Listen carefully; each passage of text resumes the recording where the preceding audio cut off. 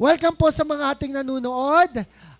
Don't forget to like, share, and subscribe dito po sa ating JA1MNK Facebook, YouTube page. Ano pa ba? Okay. Meron pa bang first time sa kauna-unang pagkakataon ay nakarating po sa ating napaka-blessed, napaka-palad, napaka-anointed na lugar? Pwede po bang itaas ang kanilang mga kamay?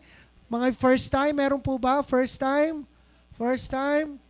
Wala po, wala daw first time. Pastor Rocky, walang first time? Wala daw.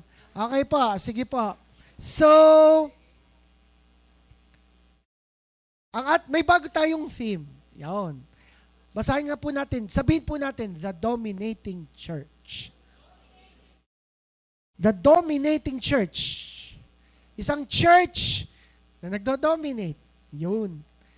Isang church na talaga nagtatagumpay at hindi lang basta tagumpay, isang simbahan na na-overwhelm, na talagang talunang-talunan, tambak na tambak ang kalaban. And before we continue, let's all declare our calling verse. Tumayo po tayo lahat. Let's declare our verse. Luke 4:18 up to 19. 1, 2, 3, go. The Spirit of the Lord is upon me because He has anointed me to preach the gospel to the poor, to heal the brokenhearted, to preach deliverance to the captives and recovering of sight to the blind, to set at liberty those who are bruised, and to proclaim the acceptable year of the Lord. For our God is Jesus, the Anointed One. And let's declare our culture. 1, 2, 3, go. I am a blessing. I am anointed. I am a deliverer. I am a good follower. I don't destroy, I build. I am not seasonal. I appreciate everyone and everything. I am part of something big. I am in partnership with Christ, and I am not extreme. Maaari na po tayong umupo. So we believe on the Bible. Amen. We believe ang Bible ay hindi lang written word of God, hindi lang isinulat na salita ng Diyos, kundi ito po ay mismo ang salita ng Diyos. Amen. Ang salita ng Diyos na nakasulat sa ating mga Biblia ay buhay. Buhay sa ating puso at buhay sa ating isipan. And if you are reading the Bible, alam ko na-encounter nyo na yung libro doon, yung Romans. The book of Romans in the New Testament. So quick story po, ang book of Romans ay sinulat ni Apostle Paul, ni Pablo. Isinulat noon sa church, noong 2,000 years ago, sa church sa lugar ng Rome. Sa lugar ng Rome. Kwento ko lang po, ako po kasi mahilig sa history, even though I am an engineer, mahilig ako sa history. Ang mga Israelita noon, ang kanilang bansa, ang Israel, ang Judea, ay nung panahong yon, nang isinulat ang Book of Rome ni Paul, ay sinasakop ng bansang Rome, Romans, na mga Romano. At ang hari nila ay si Julius Caesar. So, gaya nung tayo mga Pilipino noon, sinakop tayo ng mga Espanyol at mga Amerikano at mga Hapon, sila namang mga Israelita ay sinakop ng mga Romano. O ngayon yung mga sa mga Italy. So nung sinakop sila, iba't iba lahi na nandun. So ibig sabihin, iba't ibang lahi, iba't ibang paniniwala, iba't ibang relihiyon. Doon sa Romans, ang mga Hudyo noon ay naniniwala sa relihiyon nila na Judaism. Ibig sabihin, Old Testament lang ang paniniwala nila. Naniniwala sila dun sa mga batas ni Moses at sa mga propeta, yung mga mahihigpit na batas. Bawal kumain ng hipon, bawal kumain ng baboy. Pag ikaw ay babae, tas may regla ka, huwag kang magpapakita kasi madumi ka. Halimbawa, babae ka, may regla ka, umupo ka sa upuan, itatapon na yung upuan. At kapag halimbawa si Sheila may regla, nahawakan ko siya, kailangan ko maligo sa dagat ng hapon kasi madumi ako. So, ganun po mga batas noon.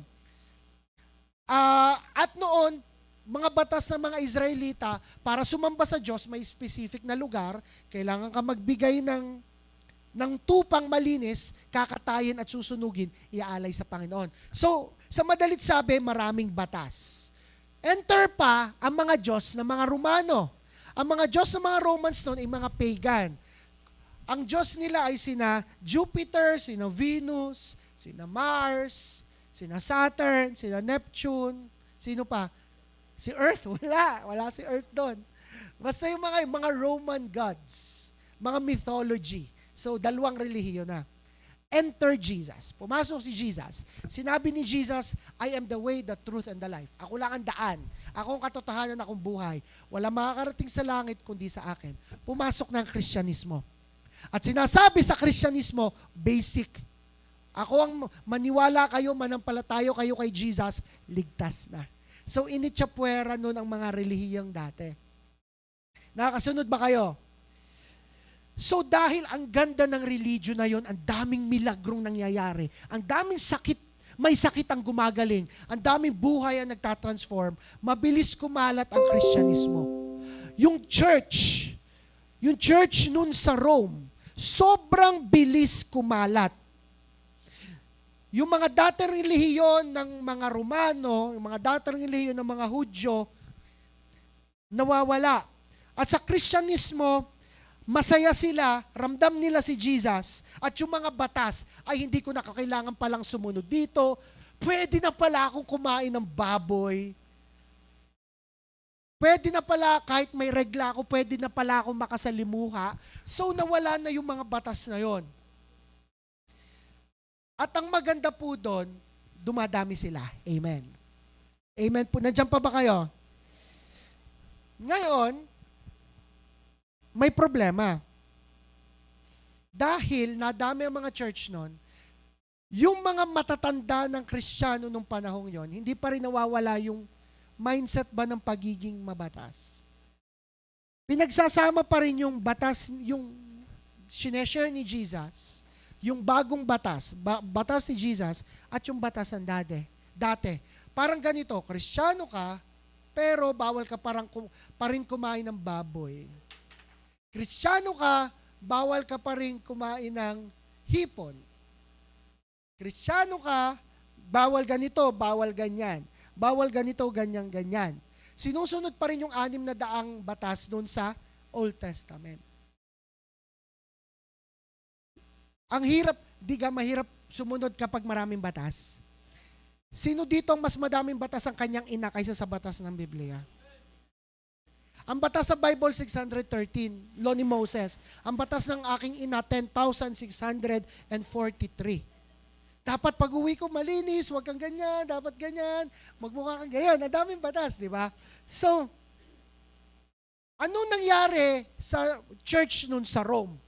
Dahil yung mga pinaghalo-halo ng relihiyon, ano nangyari? Nagkakanya-kanya sila. Nag-aaway-away. Isa sa mga batas noon, kasi ganito, ang mga Hudyo noon, batas nila na kailangan dapat silang magpatuli. Ay ang mga hindi Hudyo noon, hindi nagpapatuli. So pinepuwersa ng mga Kristiyano noon na Hudyo, born again, Kristiyano ka, sumusunod ka kay Jesus, magpatuli ka. Ay ayaw. Ngayon, dapat talaga magpatuli. Pero dati, batas yun. So, pinipilit. Parang ganito no, nag-aaway-away. Hoy, ba't ka nakain yan? Nakain ng dinuguan. Sabi, bawal yan. Hindi, ito'y tradisyon na namin. Ba't nung ako'y pumunta sa reliyong ito, pagbabawal mo?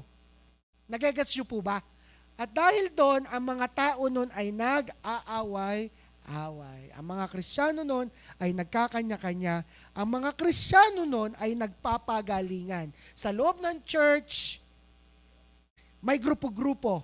Sinasabi nila sa loob ng Roman church noon, kami tama, kayo mali. Grupo lang namin ng banal, kayo'y makakasalanan. Life group ko lang ang mababait. Kayo'y mga mapasaway. Instead na mag-focus at i-share nila ang salita ng Diyos, i-share ng bawat isa si Jesus, nagfo-focus sila na sa loob ng church, ako ang tama, kayo mali. Ako'y kaawa-awa, kayo na may okay na mag-focus kayo sa akin instead na mag-focus kay Jesus. Nagkakanya-kanya. Kaya po, dahil doon, nagsulat ng letter si Paul. Kasi alam naman natin noong unang panahon, wala pa pong Facebook, wala pang email, sulat pa lang. Nagsulat si letter sa Paul at nagsulat si Paul na letter sa Rome at ayun yung nababasa natin na Book of Romans na nasa loob ng Bible. Nandiyan pa ba kayo?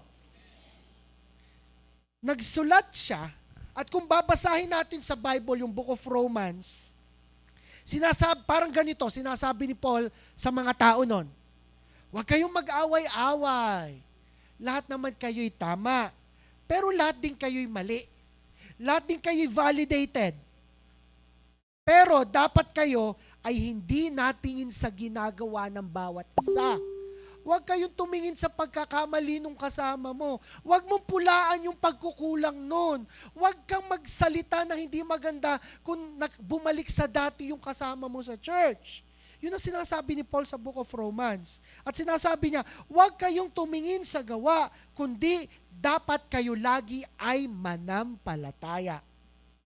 Amen. And I believe, yung sulat na yun, yung Book of Romans, ina-apply din po sa atin. Ina-apply sa bawat church ngayong panahong ito at lalo na sa ating family, sa ating JA1MNK family. Ina-apply na hindi dapat tumingin sa gawa at dapat ay manampalataya. Sabihin mo sa katabi mo, mahal na mahal kita. And dahil November na, next month, December na, Pasko na. May mga magbo-birthday, may makakatanggap na regalo, may makakatanggap ng bonus. Uy. Matatapos na taon, alam nyo ga, di ba, ang saya na bago matapos ang taon, tayo ay nagtatagumpay sa buhay. Ayaw natin na pag Noche Buena, ang lahat ay nagkakainan, nagsasayahan, ikaw ay daladala mo pa yung kalungkutan at kabigatan nung nakaraan mo na iniwan ka. Daladala mo pa rin yung sama ng loob mo doon sa kasama mo sa church kasi ganito, ganyan. Daladala mo pa rin yung mga masasamang salita, yung mga pula. Talo tayo pag ganun. Dapat lagi tayong nagtatagumpay. Dapat lagi tayong nagdo-dominate. And I believe a dominating church leads to a dominating life. Kung nagdo-dominate ang ating church, kung nagdo-dominate tayo lahat as a whole, individually, nagtatagumpay tayo. May mga aliping nakakalaya, may mga buhay na natatransform, may mga pagpapalang nabubuksan, may sakit na nagaling. At nagsisimula yon sa isang dominating church. Meron po tayong 3 linggo. May 3 tayong church na pag-uusapan. Ang pinag-usapan muna natin ay yung Romans Church, yung church sa Romans. At kinekwento ni Paul na para magtagumpay, dapat ang isang church ay punong-puno ng pananampalataya. Ang title po ng i-share ko ay Dominating Church Full of Faith. Tayo po yumukot, pumikit, tayo muli manalangin. Panginoon, salamat po sa umagang ito. Buksan mo ang aming pananampalataya. You see, na sa loob ng January hanggang November, maaaring kami inanlambot ng hina sa pananampalataya at naapektuhan. Hindi lamang yung relasyon namin sa bawat isa, kundi relasyon din namin sa iyo. Buksan mo aming puso upang matumanim sa amin ang matinding pananampalataya sa iyo. Salamat po. In Jesus' name, amen. Palakpakan naman natin si Lord. May 2 lang po akong points. Number 1 po is, next po, a dominating church full of faith destroys the gates of hell.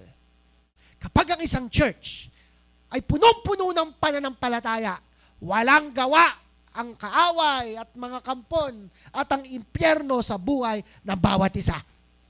Naniniwala ba kayo doon? Sabi nga po, 2 ang major technique ni Satan. 2 lang. Hindi niya kailangan ikaw ay gawing masama. 2 ang gagawin niya sa iyo. Next po, ang technique ni Satan, make you busy, make us busy, and make us divided. Hindi kailangan gawin ni Satanas na masama tayo. Ang kailangan lang niya gawin, maging busy ka at gawin paghiwa-hiwalayin kayo. Sino po nakakilala kay Eva at kay Adan? Si Eva at si Adan, yung pinakaunang tao sa Bible. So, nung ginawa ng Diyos si Adan, nakita niya malungkot. Kasi nung ginawa ng Diyos si Adan, Adan, ito ang trabaho mo, pangalanan mo lahat ng hayop, pangalanan mo lahat ng prutas, pangalanan mo lahat ng puno, pangalanan mo lahat ng ulap, Cirrus, Nimbus, Cumulus, lahat pangalanan mo. Opo, Lord, o aking ama, pinangalanan, ikaw ay giraffe, ikaw ay unggoy, ikaw ay baboy, ikaw ay peacock, pinangalanan niya lahat. Ay nakita, paghapon, nakikita ng Lord, pagod si Adan, malungkot. Kasi mag-isa. Sino po ditong malungkot kasi siya ay single? Wala naman Masaya ka? Masaya si Charles. So nakita ng Lord, malungkot si Adan dahil siya ay single. Anong ginawa? Ay malungkot. Nung natutulog si Adan, kumuha ng ribs, tadyang at ginawang babae. Para sabihin, ay kailangan ni Adan ng bebe time. So binagyan ni Lord si Adan, ang pinangalanan ay Eva. Ay ngayon, alam niyo naman ang nangyari. Di ka? Sabi ni Lord, anong sabi ng Lord? Kainin mo lahat ng nandyan. Yung puno ng saging, yung puno ng marang, ng durian, yung lahat, yung pakuan, kainin mo lahat. Puwera lamang yung isang puno. Di kayo nasabi? Yung isang puno ng buhay at fruit and knowledge and life. Yun lang. Ay ngayon, may namit na iba. May namit na iba si Eva. Nakakita siya ng ahas. Sabihin mo sa katabi mo, huwag ka magtitiwala sa ahas. Ang sabi ng ahas, diga, ang sabi ng Lord, pwede mo naman kainin lahat. Yun ang sabi. So, madalit sabi, anong ginawa ni Eva? Kinain niya. Anong ginawa ni Satan? Ang unang ginawa ni Satan, ginawa niyang busy si Adan. Kasi kung hindi busy si Adan, masasabi, gantong gagawin mo kainin mo lahat. Wag lang yun. Sa tingin ko, hindi nasabi ni Adan kay Eva kasi sobrang busy ni Adan. Mahal, mamaya muna, iwan muna kita dyan ha. Papangalanan ko lang yung nasa kabilang baryo. May mga bagong prutas doon. Papangalanan ko lang ha. So busy si Adan. Ano nangyari dahil busy si Adan? Nagkasala ang tao. At damay-damay tayo. Kaya dumaloy sa atin ang kasalanan. Sinuway ni Eva. Ginawang busy. Alam nyo ang kabisihan ay hindi maganda. Kung ako, at dahil doon, naghiwalay, nagkaroon ng division. Sabihin nyo division. Alam nyo, walang choice si Adan noon. Hindi niya maiwan si Eva. Bakit? Tanong nyo sa akin, bakit? Kasi wala namang ibang babae noon, sila lang dalawa pa lang noon. Alam naman patulan ni Adan yung orangutan. Di ba? Ang sama, ayoko sa sayo. Ayoko na sayo. Sinabi, wag kakainin nyo, doon ako sa orangutan. Sa tingin nyo, gagawin ni yan? Gagawin ni Adan yun, digay hindi. Pero naniniwala ako kung may ibang babae nun, iniwan ni Adan si Eva. Lumipat dun sa babaeng yon. Ginawang busy. Ulitin ko, hindi ka kailangan gawing masama, kailangan ka lang gawing busy. At dahil doon, nagkaroon ng division. Napahiwalay. Hindi sila naghiwalay dalawa kasi walang choice. Saan sila napahiwalay? Sa Lord. Inalis sila dun sa area ng provision. Inalis sila dun sa lugar ng hardin ng Eden at pinalaya sila. Ano yung point ko? Sabi mo sa katabi mo, busy ka ba?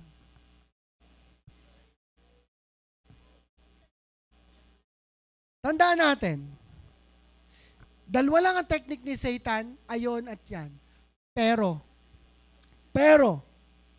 kung si Adan at si Eva ay hindi naniwala sa ahas, at sila'y naniwala dun sa sinabi ng Lord, hindi sana magkakaroon ng kasalanan sa buong mundo. Ganun din. Minsan kasi mas pinaniniwalaan natin ang ahas kaysa sa Lord. Mas nananampalataya tayo sa sinabi ng ahas kaysa sa sinabi ng Lord. Mas naniniwala tayo sa sinasabi ng iba, ng ibang tao, ng ating sarili, kaysa sa Lord. Kaya nga, as a church, let's be careful sa ginagawa ni Satan sa ating buhay na dapat sa Diyos lang tayo maniwala at sa Diyos lang tayo manampalataya. At kapag may faith ka na sa Lord, if you would put 1,000% of your faith sa Lord, ay sasabihin ko, walang gawa ang kampo ng kaaway sa buhay mo. Amen. If you would place, ilalagay mo lahat ng pananampalataya mo sa sinasabi ng Lord, sa mga pangako ng Lord, karibok ang mga demonyo at mga masasamang elemento at espiritu sa buhay mo. Kusang lalaya sila. Kusa kang magkakaroon ng kapayapaan, pag-ibig, kusang maayos ang mga buhay, kusang marerestore ang mga nanakaw ng kaaway, kusang gagaling, lahat ay kusa, basta ikaw ay manampalataya. Kasi walang gawa ang kaaway sa isang taong matindi ang pananampalataya. Amen. Palakpakan nyo naman si Lord. It's a very simple thing, yung maniwala at manampalataya. Sabi nga po sa Romans 5 verse 17, sabi po doon, basahin po natin, for the sin of this one man, Adam, caused death to rule over many. Dahil daw nagkasala sino? Si Adan. Sino gang kumain? Ba't si Adan na nagkasala? Ganun talaga, lahat ng sisi sa lalaki. Ganun talaga. Tanggapin na lang po natin. Sino may planong mag-asawa dito? Taas ang kamay. May plano ka pa kay? Tanggapin mo na lahat ng sisi sa lalaki. Pero sinong mali? Yung babae. Pero sinong nasisi? Lalaki. Sadyang ganon. Biblical po yon. Ano, Wally? Wally, tama. Tama, Wally. Okay, tama. Tanggap na. Dahil daw sa pagkakamali nung lalaki, ha? Si Eva, hindi ko sinisisi, ha? Hindi, mali din yung lalaki kasi busy. Kulang sa bebe time. Alam nyo, kung nandun si Adan, hindi siya maaahas. Si Eva hindi maaahas. Tama. Kung nandun si Adan at hindi busy, ay di sana'y walang asa makakasingit. Tama. Oh. Kaya sino may kasalanan? Yung lalaki talaga. Yung lalaki talaga. Kasalanan ng lalaki yan. Lagi. Ano? Kasalanan ng lalaki yan. Ano, Cedric? Oo daw. Okay. So, dahil ni Adan, ang kamatayan ay dumaloy sa atin. Damay-damay po. Pero sabi doon, but even greater is God's wonderful grace and His gift of righteousness. Pero higit daw yung biyaya at yung regalo ng katuwidan, yung magiging okay. Pero sabi doon sa na-underline, for all who receive, sabihin nga natin, for all who receive. Lahat daw ng tatanggap nun ay mabubuhay ng katagumpayan, will live in triumph over sin and death through one man, Jesus Christ. Sa madalit sabi, makasalanan si Adan at damay-damay tayo. Pero kung sino ang tatanggap, ay magkakaroon ng dominating life. Ano po yung tatanggapin? Next verse, balik tayo. Book of Romans yan ha, balik tayo sa chapter 4. Romans 4:16. So the promise is received by, paano mo matatanggap yung pangako? Sa gawa? Hindi. Saan? Sa pananampalataya. Maniwala ka lang, matatanggap mo yung pangako. Maniwala ka lang, tatanggapin mo yung mga pangako, yung pagiging dominating dahil kay Jesus Christ. At ang maganda doon, it is given as a regalo. It's a free gift.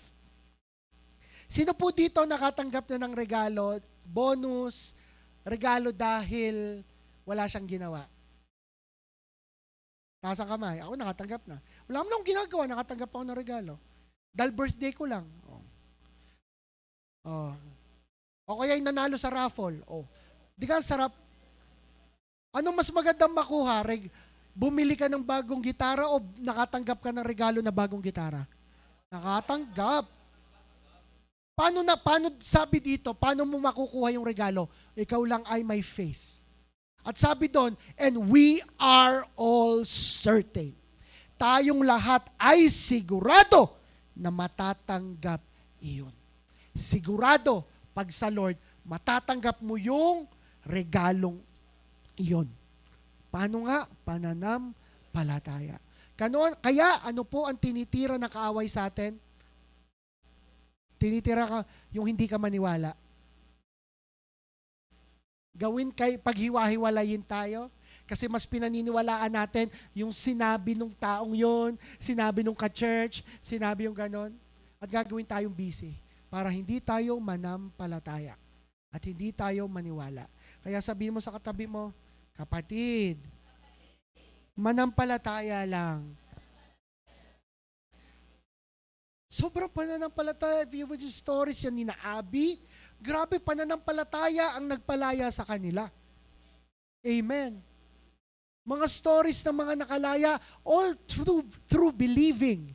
Naniwala lang. Kasi believing, the faith is the greatest power na kung anong pwedeng makuha natin. Kaya kung ano man yung pinaniniwalaan mo, panghawakan mo lang. Mukha mang imposible, mukha mang opposite sa nakikita, sa nangyayari, manampalataya ka lang. At siguradong matatanggap mo yon. Palakpakan mo naman si Lord.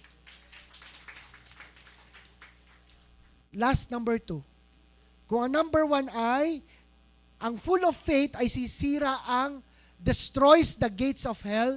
Number 2, the dominating church rely on the clear message of faith to unite and build. Ang isang dominating church ay inaasa sa malinaw na mensahe ng pananampalataya para maging united at makapagbuo. Sa tunay, dapat may inaasahan tayo na malinaw. Hindi tayo naasa sa nakikita lang sa YouTube, sa TikTok, na kung sino-sinong preacher, sino-sinong nagpipreach sa inyo, sino-sinong nagsasabi tungkol sa Bible, dapat malinaw ang salita na natatanggap natin. May tanong ako, sino po dito yung may nakagrupo sa school, kagrupo sa project, pero hindi okay yung kagrupo niya?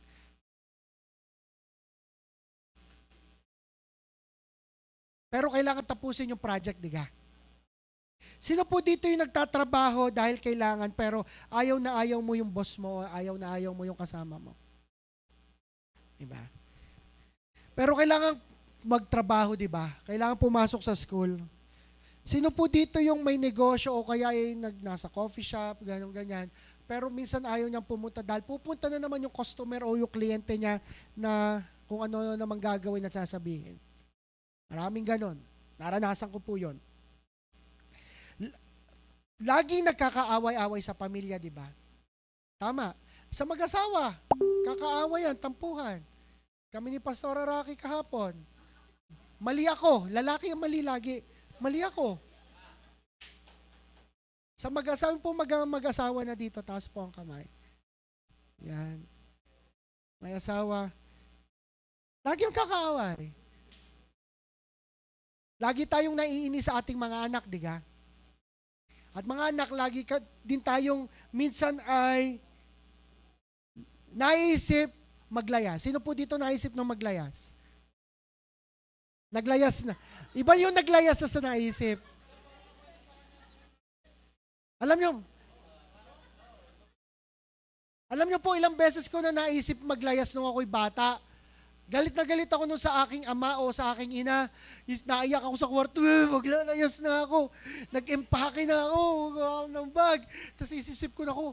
Tapos isip ko, magnanakaw muna ako ng 5,000 sa wallet ng aking ina. Tapos pupunta ako yun. Tapos hindi rin natuloy. Ganon din po sa isang church. Magkakaroon tayo ng isip, o hindi naman, siguro 90% ng tao may isip sa isang church na hindi na umattend. Tama po ba? Siguro, hopefully wala naman, pero pumasok na sa isip mo, aalis na ako ng church. Nandiyan pa ba kayo? Sa mga hindi pa nakakaisip, huwag nyo nang isipin. Pero ibabato ng kaawayan sa isip nyo. Lagi yan. Bakit? Kasi tayo, a church is a collection of hurting people. Lahat tayo ay hurt. At sabi doon, hurt people, hurt others. Kapag hurt ka, hindi mo mapansin, nakakasakit ka ng iba. Ay tayo'y puro hurt. So hindi mo pansin, nasasaktan mo yan, nasasaktan mo yung katabi mo. Nasasaktan mo ang ibang ka-church mo. And I always say, no church is perfect. Walang perfect church. Kahit itong church, yung Romans church, hindi perfect yun. Yun na yung nakasulat sa Bible, ha? Pero hindi perfect yun. Nagkakanya-kanya, kami ang tama, kayo mali, nag-aaway-away. Kung hindi perfect yung Roman church, lalo pa kaya itong J1MNK. Hindi ito perfect. Tingnan mo ang katabi mo, yung ilong ng katabi mo, hindi nga perfecto eh. Diba? So hindi perfect. Sabihin mo sa katabi mo, hindi ka perfect. Yung life group leader mo, hindi yan perfect. Magkakamali yan.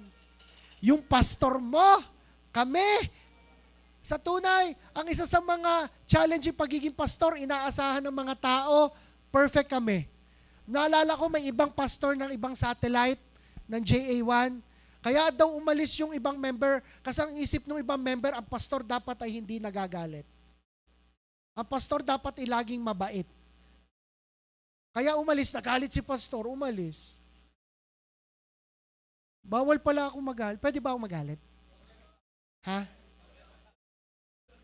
Anthony, pwede ba akong magalit? Oh, pwede daw. Pwede daw. Pasensya na kung hindi kami perfect, pero lahat kasi tayo ay hurting. Kaya we hurt others. Para daw, kaya nga, so we are a collection of imperfect people, tama. Tayo ay sama-sama na hindi perfect, tama po ba? Hindi perfect yung katabi mo, tingnan mo na lang din ang kilay. Amuin mo lang din ang hininga, hindi yan perfect. So collection tayo ng hindi perfect. Pero kailangang mag-unite at kailangan mag-build. Paano? Malinaw dapat ang mensahe ng faith. Paano tayo mag-unite? Malinaw dapat ang message ng faith. Paano po ba yung malinaw na message ng faith? Yan. Gusto ko to ginawa ko to Paano ba yung malinaw na message ng faith? Ganito. Tingin muna kayo sa akin. Tingin kayo sa akin. Paano ba malinaw ang message ng faith? Ang faith mo ay hindi sa leader mo, hindi sa kapwa member mo, hindi sa pastor mo, kundi kay Jesus. Ulitin ko, ang faith mo ay hindi sa leader, hindi sa kapwa member, hindi sa pastor, kay Jesus. Di ka nananampalataya sa tao. Kasi masasaktan ka niyan. Hindi ka mananampalataya sa leader mo kasi nade-depress din yan. Hindi ka mananampalataya sa pastor mo. Hindi kayo mananampalataya sa akin. Kundi kanino? Kay Jesus. Sino po dito ang may inalagaan na? May inalagaan, life group leader, may na-invite na sa church, taas ang kamay. Taas ang kamay, be loud and proud, may inalagaan. Taas po ang kamay na may inalagaan, may in-invite na pero umalis. Mas madami. Pag nag-alaga tayo at nag-invite tayo, anong binubuhos natin? Oras, pera, nililibre natin eh. Ano pa? Emosyon. Ay nag-backslide. Sa mga hindi po nakakalam salitang backslide, yung ikaw ay nasa Lord, bumalik ka pa sa mundo. Ay nag-backslide. Masakit, tama? Tama po ba? Ay naniniwala tayo sa Lord. Lord, itong pinag-pray mo na matagal. Lord, itong si ganito, siya'y magiging leader, mananatili siya sa church. Ilang taon mong pinag-pray, isang taon mong pinag-pray. Tapos ang nangyari, yung ini-invite mo yun, nagka-jowa lang, hindi na umattend sa church. So ano nangyari? Nasaktan ka. Ano nangyari doon sa pananampalataya mo na mababago ang taong yan? Ano nangyari sa pananampalataya mo? Ha? Huy, sagot. Sheila, ano nangyari sa pananampalataya? Just be honest. Si Christina lang, Pastora, ano nangyari sa pananampalataya? Pag ganun. Marami ka nang inalagaan, tas nawala, tas ganito, ganyan. Ano nangyari sa pananampalataya? Tumaas o humina? Ha? Tumaas daw, praise God, pastora yun eh. Pero most of us, Humina ang pananampalataya. Kasi naasa tayo, nananampalataya tayo sa Lord at sa taong yun. Pero ganun lang pala ang mangyayari. So anong kalimitang mangyayari sa pananampalataya? Humina. Pwede nating maisip, ako na may nagpe-pray, ako na may nananampalataya pero ba't ganun na nangyari? Alam nyo po, isa sa mga natutunan ko recently, huwag kang aasa sa tao. Lalo na sa politiko. Ayun po yung lokohan namin ng mga pastor kami ng JA1 Batangas, mga pastor ng Santo Tomas, Santa Teresita, pastor ng Malbar. Ito pong verse na ito, Jeremiah 17 verse 5. Ang sabi po doon, "Thus says the Lord, cursed is the man who trusts in man." Sumpahin ng taong nagtitiwala sa tao. Kasi ilang beses na kami nag-imbita ng politiko, hindi nadating. Ay mali naman ang motibo namin. Kaya labing, invite mo, Goy, tatakbong ano yun? Invite mo. Alam mo, sinasabi ko, cursed is the man who trusts in man. Hindi, sabi doon sa verse, sumpain ang tao na nagtitiwala sa kapwa-tao. Tingnan, may tiwala ka ba dyan sa katabi mo? May tiwala ka dyan? So sinusumpa ka, may tiwala ka dyan eh. Paano ako magtitiwala ako kay RJ? Nagagandahan niya yung broadcast natin. So sinusumpa pala ako? Hindi po ganun yon. Ganito yon. Nandiyan pa ba kayo? Ang pagtitiwala mo ay sa Lord. Kaya nga nagtitiwala ka sa Lord, ibinibigay niya yung tamang tao para sa iyo. Magtitiwala ka sa Lord, ang faith mo sa Lord, kaya magtitiwala ka rin sa tao. Huwag yung direkta ka sa tao. Titiwala ka muna sa Lord. Sino po dito ang may nanliligaw? Taas ang kamay. Sino po dito ang may nanliligaw sa kanya? Babae, siyempre. Abo, lalaki ako po, maraming nagchat-chat sa akin. Okay. Kung may nanliligaw sa'yo, make sure magtiwala ka muna sa Lord. Bakit? Kasi pag dumirekta ka sa nanliligaw sa'yo, dun sa lalaking yon, hindi ka sure. Baka pang-anim ka pa niyang kachat. Ay kapag sa Lord ka nagtiwala, pag sa Lord ka nanampalataya, siya ang magbibigay ng tamang tao para sa'yo. Hindi yung kapag may nag-notif lang sa iyo, hello, kinikilig ka na agad. Dahil mo pa sumakay sa napakalamig na aircon na bus na ihi ka na. Huwag ganun.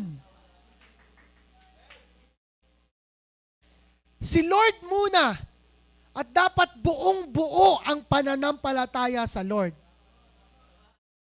Magtitiwala ka sa Lord, kaya yung taong katabi mo ay sadyang ibinigay sa iyo. Nagtitiwala ka sa Lord, kaya yan ang ka-church member mo. Nagtitiwala sa Lord si Arthur, kaya ibinigay niya na kapwa member niya dito ay si Aubrey. Magkakapatid, magkakaibigan, nagtitiwala sa Lord si Jemay, kaya ibinigay kayo para tumulong kay Jemay. Nagtitiwala ka na yung leader mo ang hinayaan ng Lord sa buhay mo. Ayoko po sa leader ko, magtiwala ka sa Lord, si Lord ang nagbigay. Or, nagpalit ka ng leader, nagtitiwala ka sa Lord dahil proseso yon, na kailangan maranasan mo din yung leader na hindi ka agree para may mabago sa iyo. Amen po ba? Ikaw naman life group leader, nagtitiwala ka sa Lord. Dahil may faith ka sa Lord, tiwala kayo na ako yung pastor na inilagay nyo dito. Na inilagay ng Lord dito. Wala naman po dito hopefully wala dito na naisip sana yung pastor namin ay yung kagaya ni Bishop. Yung pogi, matangkad, maputi, pasensya na pogi lang ang naibigay sa inyo. Hindi matangkad, hindi maputi, pogi lang. Magtitiwala kayo sa Lord kaya ako ang pastor nyo. Nagtiwala ako sa Lord kaya ang binigay sa aking asawa ay si Bini Rocky. Hindi kung sino-sino. Amen. nananampalataya ako sa Lord, kaya hinayaan ng Lord, kasi naniniwala ako nananampalataya ako sa Kanya, kaya hinayaan ng Lord na masaktan tayo sa mga kasama natin sa church. Kasi kung hindi ka masasaktan sa kasama mo sa church, plastika na tawag doon. Nagtitiwala, nananampalataya ako sa Lord, na kahit may kagalit, na may makakagalit ka, para lumabas pareho sa inyo yung pride. At para madilyon at mabago sa inyo. Kasi sabi nga sa Proverbs 27 verse 17, next po, iron sharpens iron. So a friend sharpens a friend. Kung nasaktan ka, may nakagalit ka, ibig sabihin, pinapatalas lang pareho kayo ng Lord. At ang term doon ay friend. Kung hindi ka tinatalas, hindi mo yang kaibigan. Kaaway mo yan. Kaya kaya ka nandito, naniniwala ka sa Lord, kaya hinayaan na Lord. Oy, nataas ang pananampalataya ni Gerson. Magkakagalit sila ni Zayin. Wag muna. Wag. Okay, ganito. Naku, nataas ang pananampalataya ni Anthony. Masusurayan kay Joshua. Hahayaan ko muna. Yung mga ganong bagay, nagagets nyo po ba? Naintindihan nyo po ba? Hahayaan dahil nananampalataya tayo sa Lord, hahayaan ng Lord yung mga ganong bagay. At dahil nananampalataya tayo sa Lord, hinahayaan ng Lord na ma-persecute ka ng pamilya mo dahil may relasyon ka sa Lord. At hinahayaan ng Lord na mahusgahin ka ng magulang mo, ng anak mo, ng asawa mo dahil na-attend ka dito sa church. Hinahayaan ng Lord yon. Amen po ba? Kasi nananampalataya ka sa Niya. Hinahayaan ng Lord na bumalik ulit sa dati ang inaalagaan mo, tumigas ulit ang ulo ng inaalagaan mo para mas lumambot pa ang puso mo. Na sa tingin mo leader ka, ikaw para sa leader to. Sa tingin mo compassionate ka na, malambot na ang puso mo, may ilalambot pa yan. Kaya hinayaan ng Lord yung mga inaalagaan mo na mag-backslide, na bumalik sa dati para ikaw muna ang mabago. Amen. Para hindi ka tamadin na i-follow up o magkaroon ng trauma na mag-alaga. Sabihin mo sa katabi mo, huwag kang matroma. At hinahayaan ng Lord lahat ng nangyayaring yan para mas luminaw pa at mas tumaas pa ang antas ng pananampalataya mo. Kaya nga sabi sa Romans 14 verse 1, accept other believers who are weak in faith and do not argue with them about what they think is right and wrong. Sa Tagalog, sabi ni Pablo sa ating church, at sa church sa Roma noon, tanggapin niyo ang kapatid niyo mahina ang pananampalataya. At huwag ka na makipag-away sa kanya kung gusto niyang kumain ng dignuguan o hindi. Huwag ka na makipag-away sa kanya kung gayon. Kung matigas ang ulo, hayaan mo. Tandaan mo, lahat ng pananampalataya natin ibase sa Biblia. Lahat ng pananampalataya natin inakasulat sa Biblia. Kaya dapat pataasin ang pananampalataya. Hulban, please. Hulban. Kanina pa ako nabubulolol. Lamimiya, bam, bam, miya. Amen. Palakpakan naman natin si Lord. Kaya nga po, itong last na sinabi ni Paul about faith, naiwan ko pala sa inyo, Romans 10:17, sabi po doon, so then, faith comes from hearing, and hearing the word of God. Sabi doon, dapat malinaw ang mensahe ng pananampalataya. Bakit? Kasi sa mundong ito, nalabo na ang tiwala ng tao sa Diyos. At nagtitiwala na sila kung saan-saan at sa kanilang sarili. Ang pananampalataya ay nakukuha sa pakikinig at pakikinig ng salita ng Diyos. Paano? Salamat na attend kayo. May life groups, ang dami nating A groups. Sa Siko, sa Kaipatag, online, sa Labak. Kung gusto nyo, pastor, gusto ko po magtayo ng life group sa bahay namin, go! We will make time. Kailangan lang maging willing ang bawat isa. Hindi yung, hindi naman ako'y pinapansin ni pastor. Sana yung pastor ko na lamang. Hindi, kayo po lumapit sa amin. Ulitin ko, hindi po kami perfect. Sa asawa ko na lang, occupied na ako. At sa kanya ko talaga ibubuhos buong oras ko at saka sa anak ko. At ang faith, at kung nananampalataya ang church, tayong lahat, naniniwala ka, nababagong bawat isa? At ang sayang makita na nagtatransform ang buhay ng bawat isa.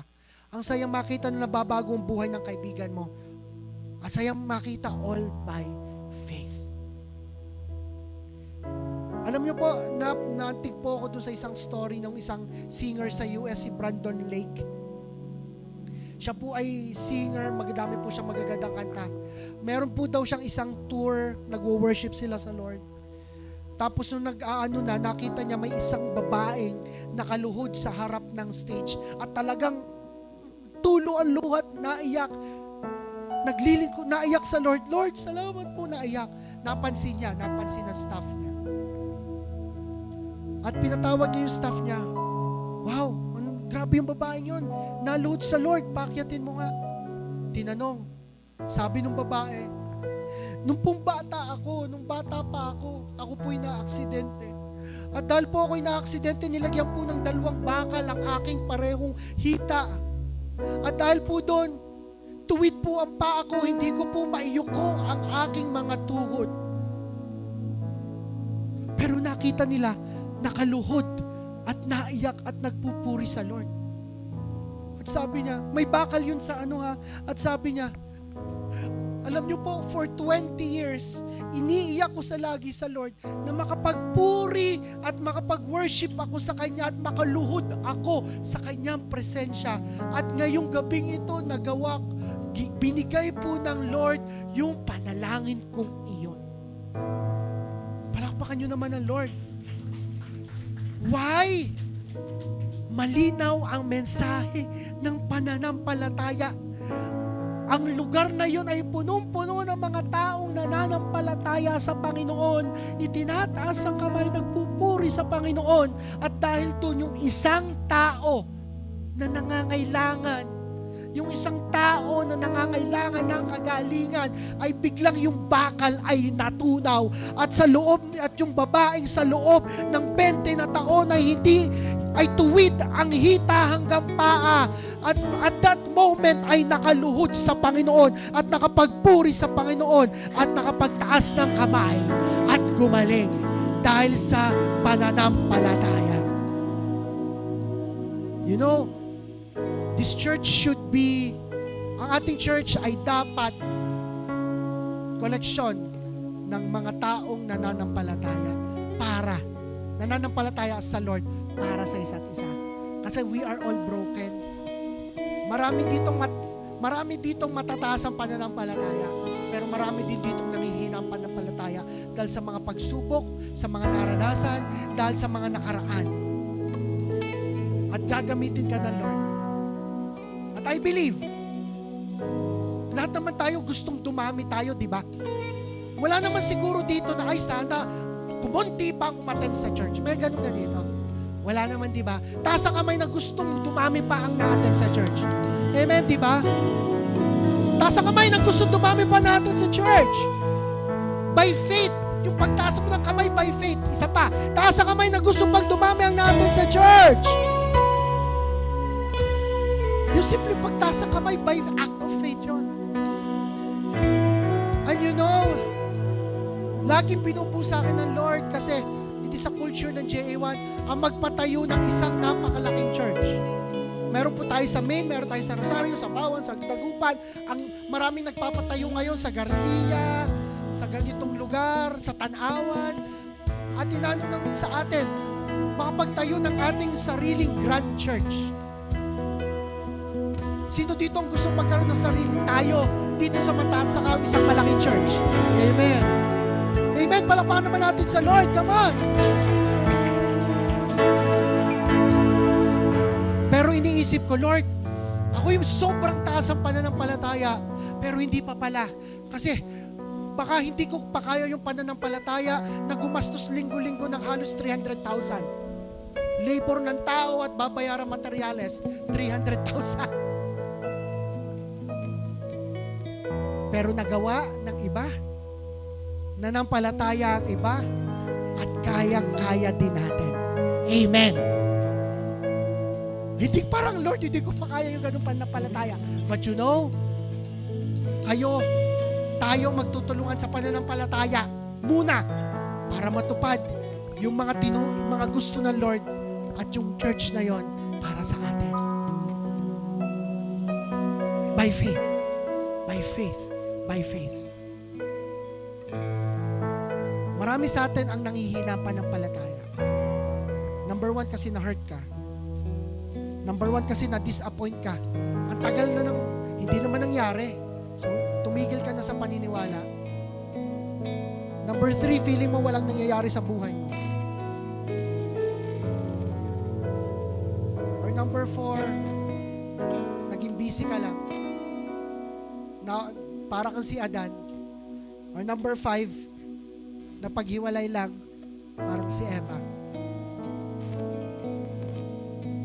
Pero nananampalataya tayo sa Lord. Kaya yung katabi mo, yung nasa likod mo, yung babaeng, yung hindi ko alam kung sino, ay binigay sa'yo para magtulungan tayo na pataasin ang pananampalataya ng bawat isa. Sino po dito, hindi ko itatanong, kailangang luminaw at tumaas ang pananampalataya ng church na ito. At pasensya na po, damay ka na doon, tataas din ang pananampalataya mo. May mga buhay ang mababago dahil sa Lord sa pamamagitan mo. Mga may sakit, may mga cancer, may mga wala ng pag-asa, ang gagaling dahil sa Lord sa pamamagitan mo.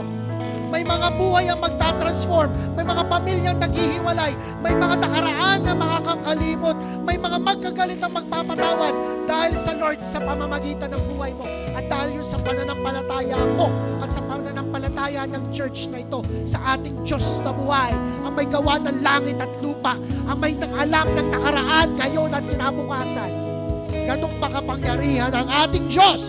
Amen! Amen! Tumayo tayong lahat ngayong oras na ito. Itaas mo ang iyong kamay. Come on. Itaas mo muna iyong kamay. Yung gusto lang tumasang anta sa pananampalataya, itaas mo. And I would declare this, Lord, sa lahat ng nakataas ang kamay, ginagawad ko ang matinding pananampalataya na nagmumula sa inyo. Lord, help us unite.